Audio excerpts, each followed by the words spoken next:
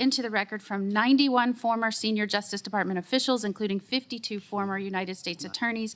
They urge the committee to support Mr. Bovey's nomination. The letter from the U.S. Attorney says, and I'll quote, Mr. Bovey's professionalism, integrity, mettle, and expertise make him an outstanding candidate to serve as a judge on the U.S. Court of Appeals for the Third Circuit. Bovey. And with that, I will turn it over to Senator Welch. Welcome back to America First, Patriots. I'm your host, and today we're diving into what I consider to be one of the most revealing judicial nomination hearings I've seen in recent memory. Before we get started, make sure to hit that like button and subscribe to the channel. We're fighting for conservative values and the truth, and your support helps us reach more Americans who need to hear this message. Thank you very much, Madam Chair. Welcome. This question of temperament obviously is relevant. You'd acknowledge that? Yes, Senator. Okay. And you made a comment in response to Senator Booker, who was asking you questions, and I'll ask these as well, that complaints were never made ethically, and there'd be a responsibility of an attorney to make those ethical complaints under the Judicial Code. I just have to say I disagree with that. I mean, I was a defense attorney, worked with many prosecutors, had enormous respect for those prosecutors. So the temperament issue doesn't always get into the question of whether it's an ethical violation, but it does get into the temperament and why that, in my view, is very important, whatever our job is, but particularly for a judge where you've got that incredible power. So I do want to go through some of these questions that have been raised by that letter that was sent making some complaints about you. You were described as vindictive. There was references to abuse of power, a refusal to engage in any discussion about the case. And there was one in particular that stood out to me. One of the attorneys in a case involving someone who was detained had information that the person had in fact reported as required. And he was trying to provide you with this information because the hearing about his client's well-being was to take place soon. And it says that you snippily told me that he would not even try to call the PO, I assume that's probation officer, on such short notice after I suggested he could at least try to reach out, and then you might get lucky and catch him. Is that true? No, Senator, it's not true. And that's exactly the type of issue raised in that email, where it's an allegation about an abuse of power that, if true. So you did make the phone call? No, the whole episode as described in that email is not accurate. And if I'm not going to know that, and I'm not sure you do, but the basic point here is that you could have made a phone call that would have resolved the situation of whether that his client had in fact reported or had not, and you wouldn't make it. So you're denying that that's true. I do deny, and I think the paragraph describes that one of my colleagues stepped in. All right, let me go on to the next one. Thank you for giving me your answer. The prosecutorial misconduct scandal, that is of concern to me and presumably would be of great concern to you in your job as a prosecutor. And what the judge found, that errors were so severe that following a jury verdict in his favor, the government determined that further prosecution of the case would not be in the interest of justice. I mean, this is a case where there were prosecutorial assets used, there was a conviction, and then the prosecution had to end it, right?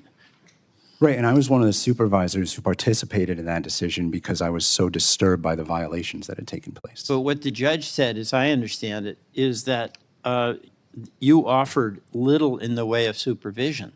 And so, as I've said, I respect Judge Nathan's decision. That aspect of the opinion. But he said that, right? It said that, but it was always difficult for me to square that with the fact that during the operative weekend, on both days, I was with the prosecutors. The record reflects that I spoke to the prosecutors at 10 o'clock on Saturday night, at 10 o'clock on Sunday night. Well, so again, I'm not perfect, but I did do my best there. My best wasn't enough, and I acknowledge that. But I don't think it's true that I didn't work hard on it. Let me go on to a third thing. In 2021, the Southern District's Executive Committee initiated a formal investigation into your conduct.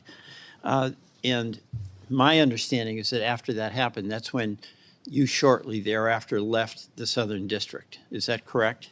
No, When did you leave the Southern District? December of 2021. December of 2021. Yes. Yeah, well, that's shortly after the 2021 investigation. Have you ever been asked or had to take anger management or behavioral management at the Southern District? No. All right. Who won the 2020 election for President of the United States? President Biden was certified as the winner of that election. So you give the standard answer. You can't say that he won because he got the majority of votes and also got the Electoral College victory? I think the characterizations that you just made, Senator, are both political, and so I can't address them under the canons, and they're also tied up in ongoing litigation. Help me understand how it's political to state who got the most votes in any election. Senator, I'm just trying to be precise. The process by which our country declares the victor in an election is a certification process. President Biden was certified. Okay. Thank you, Senator Welch. Yield back. Thank you. Senator Blackburn. Thank you, Madam Chairman, and congratulations on your nomination. Folks, what we witness in this hearing transcript is everything that's wrong with our judicial nomination process today. We have a nominee who's being pushed through despite serious questions about their temperament, their integrity, and their ability to serve impartially on one of our most important federal courts. Let me start with the elephant in the room. When Senator Welch asked this nominee directly who won the 2020 election, we got the same weak, mealy-mouthed response we've come to expect from establishment figures. President Biden was certified as the winner. That's not an answer, patriots. That's political speak designed to avoid taking a position on one of the most contentious issues of our time. Now, I'm not saying nominees should be partisan activists, but when you can't give a straight answer to a straightforward question, it tells me you're more concerned about pleasing the Washington establishment than standing up for truth and transparency. The American people deserve judges who aren't afraid to acknowledge basic facts, even when those facts might be politically inconvenient. But that's just the beginning of the problems with this nomination. We heard testimony about multiple complaints regarding this nominee's conduct as a prosecutor. We're talking about allegations of vindictive behavior, abuse of power, and a refusal to engage in basic professional courtesy. One specific incident involved the nominee allegedly refusing to make a simple phone call that could have resolved the situation regarding a detained individual's compliance with reporting requirements. Now, the nominee denied the specific allegation, but here's what concerns me as a conservative who believes in law and order. If you're going to be a prosecutor, if you're going to wield the power of the federal government against American citizens, you have an obligation to conduct yourself with the highest level of professionalism and integrity. The fact that multiple attorneys felt compelled to write complaints about this person's behavior should give us all pause. Even more troubling is the prosecutorial misconduct case, where a federal judge found that errors were so severe that the government had to drop prosecution after securing a conviction. The judge specifically criticized the nominee's supervision of the case. This isn't about being perfect, patriots. This is about basic competence and oversight when you're dealing with people's lives and freedom. What really gets me is that when confronted with these serious allegations, the nominee's response was essentially, "I tried my best." That's not good enough. We need judges who don't just try their best, but who demonstrate a consistent pattern of excellence, integrity, and sound judgment throughout their careers. Then we have the formal investigation initiated by the Southern District's Executive Committee in 2021.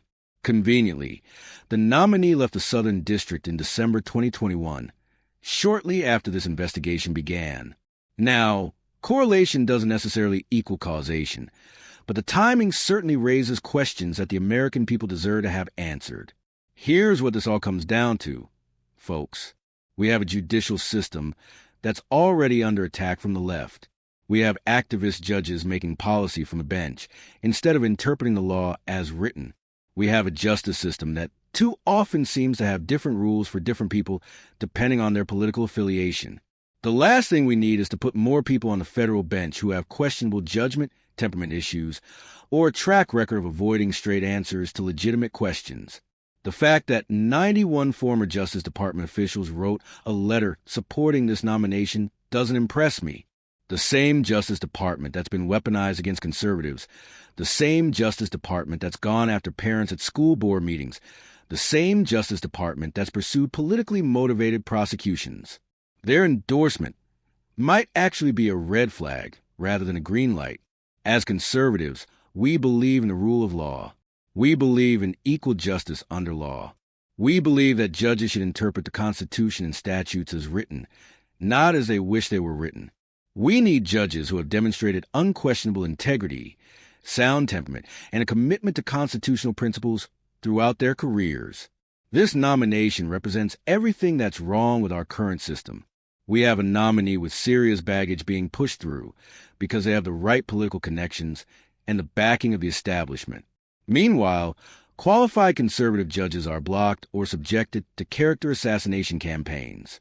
The American people deserve better. We deserve judges who will uphold the Constitution, protect our rights, and ensure that justice is truly blind. We deserve nominees who can answer basic questions honestly and directly, not with political doublespeak designed to avoid controversy. I urge every patriot watching this video to contact your senators and demand that they vote against this nomination. We cannot afford to put more questionable judges on our federal courts. The stakes are too high, and the future of our constitutional republic depends on having judges who will faithfully execute their duties with integrity and wisdom. That's all for today, patriots. Keep fighting the good fight. Stay informed. And remember that your voice matters. Like this video if you found it informative. Subscribe to the channel for more content like this. And I'll see you in the next one. God bless you and God bless America.